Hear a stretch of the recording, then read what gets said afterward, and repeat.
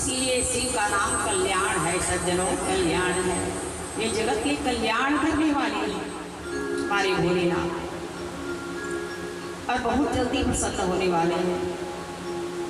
परंतु वो हल्ला गुल्ला को बिल्कुल नहीं चाहते कहीं, क्योंकि ध्यान वाले हैं ना, भगवान के ध्यान वाले, हमेशा उन्हें समाधि लगी रहती है, जो मांगोगे सो दे देंगे तुम। लेकिन वे हमेशा, अर्थात उनकी जगह में बार बार जाके नहीं मांगना चाहिए, परेशान नहीं करना चाहिए भगवान। तो कहते हैं समुद्र का मंथन हुआ तो अभी एक ही रत्न निकला है, हान हला है, पर देवता लोग ना अपना धैर्य नहीं छोड़ा। देवता दैत्य कोई नहीं, सभी अपने धैर्य नहीं छोड़े। उन लोग मंथन करेंगे ही कह रहे थे, हिम्मत कर रहे थे, अपना हिम्मत तनिक भी नहीं छोड़ा सज्जनों, क्योंकि अमृत प्राप्ति की लालच थी ना भीतर में, अमृत निकलेंगे करके। तब मंथन करते गए। अब हलाहल को शिव जी ने लिया और चंद्रमा निकला, उसको भी शिव जी ने मस्तक पर रखा।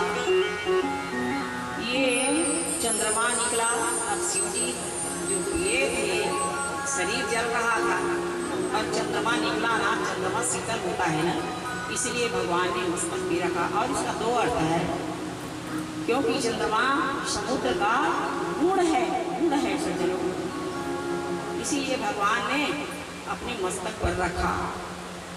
उनका कहना है, उनका विचार भगवान का कि संसार में गुण को ही ग्रहण करो, दोष को ग्रहण मत करो, दोष को छिपा दो।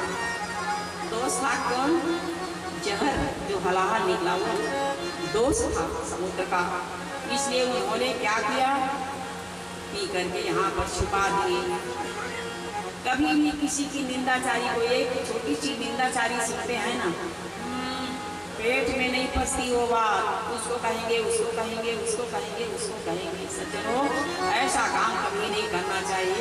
ऐसे लोग तो गौरव नरक नहीं पड़ते हैं, जो जारी निंदा में अपना समय व्यर्थ करते हैं, उनके लिए भगवान हर जगह नहीं है। तो दोष को हमेशा छुपा देना चाहिए। क्या होता है जी, उससे गलती हो गई तो जाने दो भाई, क्या हमसे गलती नहीं होती, क्या आपसे गलती नहीं होती, ऐसा समझा देना चाहिए। गलती किससे नहीं होती सज्जनों संसार में, बताओ। तो हम दूसरे की गलती पर चल पड़ते हैं, है ना। हमारे भोलेनाथ से शिक्षा लीजिए।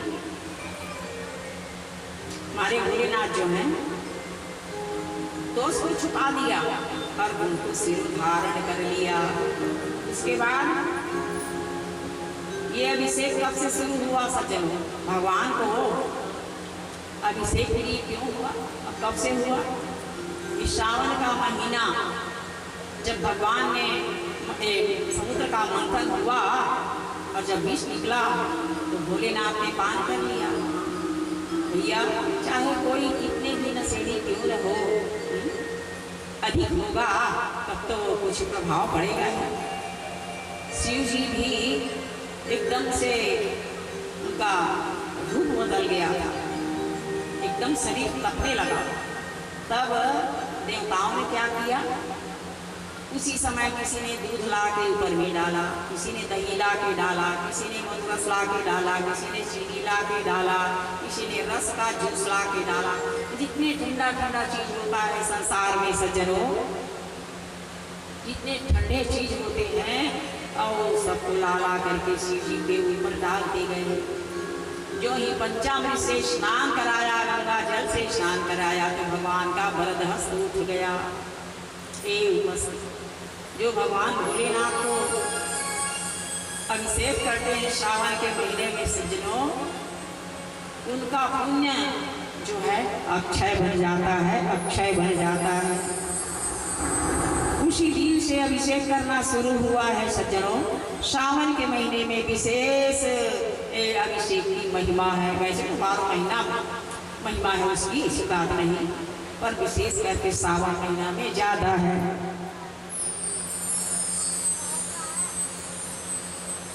फिर कामधेनु निकला, उसे ब्राह्मणों ने लिया। घोड़ा निकला, उसे राजा बलि ने लिया। और ये से इंद्र ने लिया, रंभा को भी इंद्र ने लिया, कल्पवृक्ष को भी इंद्र ने लिया, और कस्तुमणि को नारायण ने लिया, लक्ष्मी जी को नारायण ने लिया, और पंचजन्य शंख को श्री कृष्ण जी ने लिया, वारुणी यानी मदिरा को दैत्यों ने लिया, अमृत को देवताओं ने पिया, सारंग धनुष को भगवान ने लिया, और धन्वंतरी जी और अमृत एक साथ निकले थे। अमृत कलश को लेकर के धन्वंतरी जी निकले हैं, इसलिए दो रत्न जो है एक साथ निकले हैं समुद्र से। तो अब यथायुग अपने अपने लायक वस्तुओं को ले लिया, है ना भाई। आगे सुखदेव जी कहते हैं, हे राजन, धन्वंतरी जी भगवान जब अमृत कलश को लेकर के प्रकट हुए तब देवता दानों में छीना झपटी शुरू हो गई, छीना झपटी शुरू हो गई से चले। तब भगवान ने कहा कि अब तो मुझको मोहिनी अवतार लेना ही होगा। तब भगवान ने क्या किया, अति सुंदर रूप धारण किया, मोहिनी जो मन को मोह ले, यह अवतार लिया भगवान ने। इस रूप को देख करके भैया परम विरागी शिव जी भी मोहित हो गए थे। तो फिर साधारण की तो बात ही क्या है ना। कहते हैं मोहिनी रूप धारण करके प्रकट हो गई, वो ये मोहिनी भगवान की जय। अब मोहिनी को जो ही दैत्यों ने देखा तब कहा, अजी मोहिनी जी आप ही इसका बंटवारा कर दीजिए, आप ना बांटेंगे खिलाएंगे हम सबको, हम सब संतुष्ट रहेंगे, आपका कहा मानेंगे। ठीक है, देख लो, मैं शर्त रखी मोहिनी ने कि मैं जो भी कहूँगी तुम लोग वही करना, तभी यह बात स्वीकार करूँगी मैं। तो बोले हाँ हाँ मोहिनी जी, हाँ हाँ, आप जैसा कहोगे वैसा ही हम करेंगे। तब तैयार हो गए। तो बोले जाओ स्नान ध्यान करके दोनों पंक्ति लगा करके बैठो, शुद्ध होकर के एक और देवता लोग बैठ गए, एक और दानव लोग बैठ गए। अब मोहिनी जी क्या है, सुंदर चुन चुन पायल बसती हुई दोनों ओर अमृत पिलाने लगी, दौड़ दौड़ करके और गाना गाती हुई छम छम करती हुई मोहिनी पिला रही है। दैत्यों ने कहा, अजी मोहिनी जी हमारी ओर क्यों नहीं आती हो भाई, विष क्यों पिला रही हो? हाँ हाँ बस आ ही रही हूँ, आ ही रही हूँ, देर से पिलाऊंगी तुम लोगों को, मत चिंता कर। अब इसी बीच में चंद्रमा और सूर्य के बीच में राहु आके बैठ गया। नवग्रह मंडल की राहु जानते होंगे, आके बैठ गया और झट अमृत को हाथ में लेकर के पी ही गया, जिसको चंद्रमा सूर्य ने देख लिया और हमारे ठाकुर जी को बता भी दिया।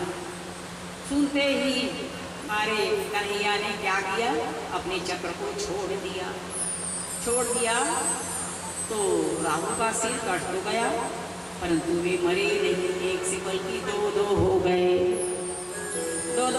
से चलो, जो आज भी देखते हैं ग्रहण काल में सताते रहते हैं चंद्रमा सूर्य को, है ना।